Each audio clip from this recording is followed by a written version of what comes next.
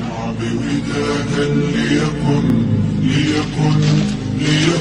حبك للأرض وداد ليكن يومك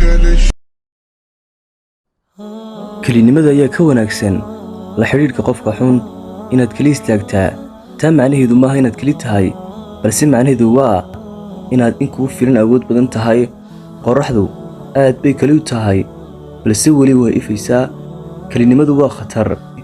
marna waa la qabsi sidoo kale mar waxaad arkaysaa siday nabad u tahay marna ma doonaysa inaad dadka dhex gasho jacaylku waa markaad diyaar tahay maaha markaad keli tahay baro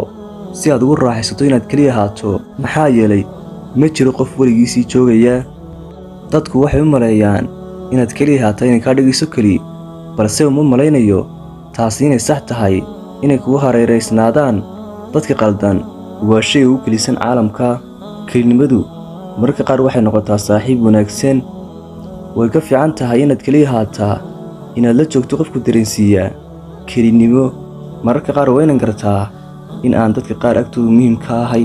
kelinimadu ma aha inaad keli tahay balse waa markaad dareento in aanay jirin cid ku danaynaysaa adiga la'aanta waxaan dareemaa kelinimo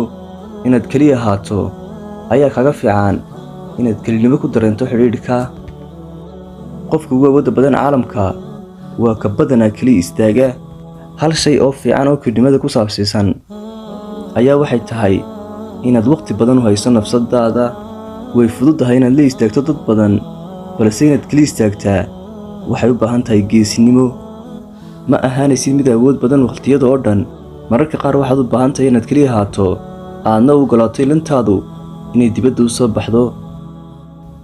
inaad saaxiibka la socoto mugdiga waxaa ka fiican inaad keligaa socoto iftiinka waxaynu dhalannay innagoo keli ah waxaynu dhiman doonnaa innagoo keli ah kelinimadu waa qayb ka mida safarka nolosha la istaag waxaad aaminsan tahay xataa hadday ka macno tahay keli istaag waxaynu nimi caalamka innagoo keli ah waxaynu ka tegi doonaa caalamka innagoo keli ah haddaba way fiican tahay inaad imakaba keli ahaato haddaad naftaada ka dhigato saaxiib weligaa kelinimo ma dareemaysid kelinimadu way adag tahay way xanuun badan tahay balse way ka fiican tahay inaad la joogto dadka khayaaliga ah inaad keli istaagtaa way ka fiican tahay inaad la istaagto dadka kuwaasoo haba yaraatay aan ku qiimaynin markaad la soo toosta ujeeddo ma dareemi doontid kelinimo